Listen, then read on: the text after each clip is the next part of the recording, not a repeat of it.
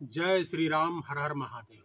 मित्रों, आज ज्ञानवापी के बारे में बात करेंगे। ज्ञानवापी मंदिर के बारे में विस्तृत जानकारियां। पुराणों के अनुसार ज्ञानवापी की उत्पत्ति तब हुई थी जब धरती पर गंगा जी नहीं थी। तब भगवान शिव ने स्वयं अपने जलाभिषेक के लिए त्रिशूल चलाकर जल निकाला। यहीं पर भगवान शिव ने माता पार्वती को ज्ञान दिया, इसलिए इसका नाम ज्ञानवापी पड़ा।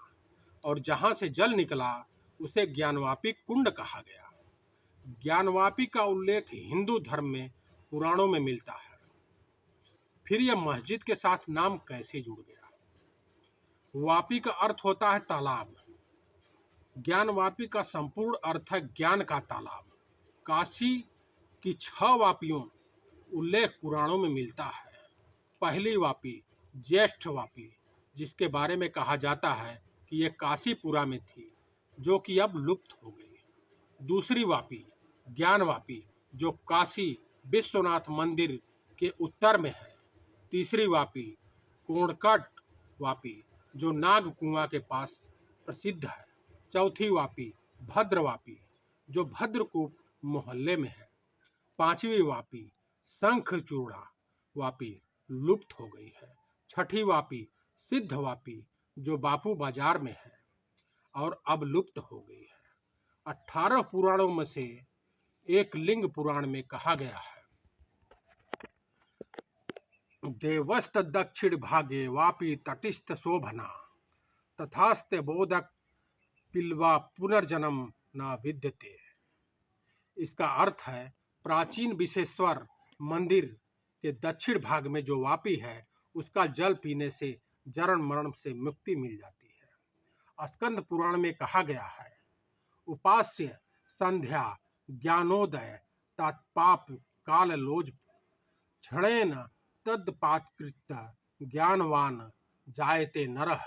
अर्थात जिसके जल से संध्या वंदन करने का बड़ा भी फल है, इससे भी ज्ञान उत्पन्न होता है, पाप से मुक्ति मिलती है। स्कंद पुराण यथोट महादेवाय पुराणे परिष्ठायते तस्त्याम्बुल मूर्ति ज्ञानदा ज्ञानवापिका। अर्थात ज्ञानवापी का जल भगवान शिव का ही स्वरूप है। पुराण जो न जाने कितनी सदियों पहले लिखे गए, उसकी भी ज्ञानवापी को भगवान शिव का स्वरूप बताया गया है। सारे पुराण कह रहे हैं कि ज्ञानवापी हिंदुओं से जुड़ा हुआ है, लेकिन आज आप सुनते हैं कि मस्जिद का नाम है ज्ञानवापी मस्जिद। मुस्लिम आक्रांताओं ने आक्रमण से पहले काशी को अभिमुक्त और भगवान शिव अभिषेश्वर कहा जाता है। काशी में अभिमुक्तेश्वर के स्वयं प्रकट हुए शिवलिंग की पूजा होती थी, जिसे अनादिकाल कहा जाता था, अनादिक लिंग कहा जाता था। लेकिन मुस्लिम आक्रांताओं के आक्रमण ने काशी के मंदिर को कई बार नष्ट किया। मोहम्मद गौरी ने कुतुबुद्दीन ऐबक को बनारस विजय के लिए भेजा। कुतुबुद्दीन ऐबक के हमले में बनारस के 100 से भी अधिक मंदिर तोड़े गए और मंदिर की संपत्ति कहा जाता है कि 1400 ऊंटों पर लादकर मोहम्मद गौरी को भेज दी गई। बाद में कुतुबुद्दीन ऐबक सुल्तान बनकर गौरी अपने देश वापस लौट गया। कुतुबुद्दीन ऐबक ने बनारस में शासन किए। 1197 में एक अधिकारी नियुक्त किया था। बनारस में ऐबक के शासन ने बड़ी कड़ाई के साथ मूर्ति पूजा हटाने की पूरी कोशिश की। इसका नतीजा ये हुआ कि क्षतिग्रस्त मंदिर वर्षों तक ऐसे ही पड़े रहे, क्योंकि उन्होंने ऐसा तोड़ा कि इसका राज चलता था कि किसी की हिम्मत नहीं हुई कि इन मंदिरों को फिर से बनाएं। लेकिन 1296 आते आते बनारस के मंदिर फिर से बन गए और फिर से काशी की शोभा बढ़ने लगी। बाद में अलाउद्दीन खिलजी के समय बनारस के मंदिर फिर से तोड़े गए। 14वीं सदी में तुगलक शासक के दौर में जौनपुर, बनारस में कई मस्जिदों का निर्माण हुआ। कहा जाता है कि ये सभी मस्जिदें मंदिरों के अवशेष पर बनाई गई थी। 14वीं सदी में जौनपुर के सरकी सुल्तानों ने पहली बार काशी विश्वनाथ मंदिर को तुड़वाया। 15वीं सदी में सिकंदर लोदी के समय भी बनारस के सभी मंदिरों को फिर से तोड़ा गया। वर्षों तक मंदिर खंडहर ही बने रहे। 16वीं सदी में अकबर के शासन में उसके वित्त मंत्री टोडरमल ने अपने गुरु नारायण भट्ट के आग्रह पर 1585 में विश्वेश्वर का मंदिर बनवाया, जिसके बारे में कहा जाता है कि यही काशी विश्वनाथ मंदिर है। टोडरमल ने विधि पूर्वक विश्वनाथ मंदिर की स्थापना ज्ञानवापी क्षेत्र में की। इस जमाने में जयपुर के राजा मान सिंह ने विधु माधव का मंदिर बनवाया, लेकिन दोनों भव्य मंदिरों को औरंगजेब शासनकाल में फिर से तोड़ दिया गया।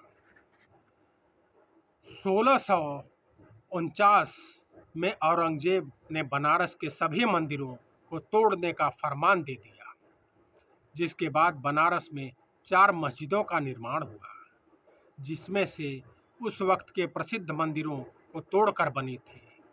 इसमें विश्वेश्वर मंदिर की जगह जो मस्जिद बनी है उसे ज्ञानवापी मस्जिद कहा जाता है। ये दावा है लोगों का। दूसरा दावा यह है कि बिंदु माधव मंदिर के स्थान पर धरहरा मस्जिद बनी। फिर से आलमगीर मस्जिद जो कृति विश्वेश्वर मंदिर के जगह बनाई गई। काशी विश्वनाथ मंदिर का 16वीं सदी का पुराना नक्शे में कहीं भी मस्जिद का कोई जिक्र नहीं है। बीच में आप जो हिस्सा देख रहे हैं वह ज्योतिर्लिंग दिख रहा है। नक्शे में 1820-1830 के बीच ब्रिटिश अधिकारी ने तैयार किया था। इसमें कहीं भी मस्जिद का जिक्र नहीं है। हर जगह मंदिर बताया गया है और इस नक्शे के मुताबिक मंदिर प्रांगण के चारों कोने पर तारकेश्वर, मानकेश्वर, गणेश और भैरव मंदिर दिख रहा है। बीच का हिस्सा गर्भगृह है जहां शिवलिंग स्थापित है और उसके दोनों तरफ शिव मंदिर भी दिखते हैं। ये जो आप लाल ब्राउन वाला हिस्सा देख रहे हैं उसके बारे में कहा जाता है कि आज की मस्जिद के पुराने नक्शे में आपको शिवलिंग दिखाया जा रहा है। अब आज की तारीख में आप जाइएगा तो शिवलिंग मंदिर परिसर के अंदर दिखता है। अब सवाल यह उठता है कि नंदी जी मस्जिद की तरफ क्यों देख रहे हैं, जबकि काशी विश्वनाथ मंदिर तो उनके पीछे स्थित है। नंदी जी तो सदैव शिवलिंग की तरफ ही देखते रहते हैं। दावा यह भी किया जाता है कि जब औरंगजेब ने मंदिर तोड़ने के बाद वहां पर मस्जिद बनवाए का फरमान दिया था, तब मंदिर के गर्भगृह को मस्जिद के मुख्य कक्ष बनाने की योजना बनाई गई थी। यह योजना के अनुसार पश्चिम के दोनों छोटे मंदिर और श्रृंगार मंडप तोड़ दिए गए और गर्भगृह का मुख्य द्वार जो पश्चिम की तरफ था उसे चुन दिया गया। ईश्वर मंडप और मुक्ति मंडप के मुख्य द्वार बंद कर दिए गए और मंदिर का यही भाग मस्जिद की पश्चिम दीवार बन गया। मंदिर की पश्चिम दीवार को ऐसे ही टूटी स्थिति में इसलिए रख दिया गया क्योंकि औरंगजेब चाहता था कि हिंदू समाज को नीचा महसूस हो। जब मस्जिद तोड़ा गया उसके मलबे को भी पड़े रहने दिया गया। दीवारें आज भी वैसी ही हैं। ज्ञानवापी कुंड का जिक्र पंचकोशी परिक्रमा में भी है। मध्यकाल की पुरानी कलाकृतियां में भी ज्ञानवापी कुंड को मस्जिद का हिस्सा दिखाया गया है, जहां जाकर संकल्प लेते हैं और संकल्प पूरा होने के बाद फिर से ज्ञानवापी आते हैं। ज्ञानवापी में पंडित जी भक्तों का संकल्प छुड़वाते हुए कहते हैं कि ज्ञानवापी के पीठाधीश्वर में पंचकोशी परिक्रमा का वाचिक मानसिक रूप से समर्पित करते हुए मेरे प्राण छूटे तो आपकी शरण प्राप्त हो। सारे नक्शे पंचकोशी परिक्रमा ज्ञानवापी सारा जिक्र हिंदुओं के साथ मिलता है। काशी की पंचकोशी परिक्रमा का सनातन धर्म में बड़ा ही महत्व है। मान्यता है कि 25 कोस के इस क्षेत्र में 33 कोटि देव देवताओं का वास है। औरंगजेब के मंदिर तुड़वाने के 125 साल बाद इस पुनर्निर्माण इंदौर की महारानी अहिल्याबाई होलकर ने करवाया था। 1777 में महारानी अहिल्याबाई ने ज्ञानवापी के बगल में दोबारा विश्वनाथ मंदिर बनवाया। 1828 के आसपास नेपाल के राजा ने मंदिर परिसर में नंदी की स्थापना कराई, जिसके बाद महाराजा रणजीत सिंह मंदिर की शिखर को सोने से मढ़वाया था। अब सब अभी वाला जो काशी विश्वनाथ मंदिर देखते हैं उसके बारे में बताया जा रहा है। एक इतिहास यह भी है कि 18वीं सदी के दौरान मराठा सरदार मल्हारदार राव ने काफ़ी कोशिश की थी ज्ञानवापी मस्जिद की जगह मुस्लिम वाजिब मुआवजा लेकर विश्वनाथ मंदिर फिर से बनने दें, लेकिन अंग्रेज मस्जिद तोड़कर मुस्लिम समाज को नाराज नहीं करना चाहते थे। काशी विश्वनाथ मंदिर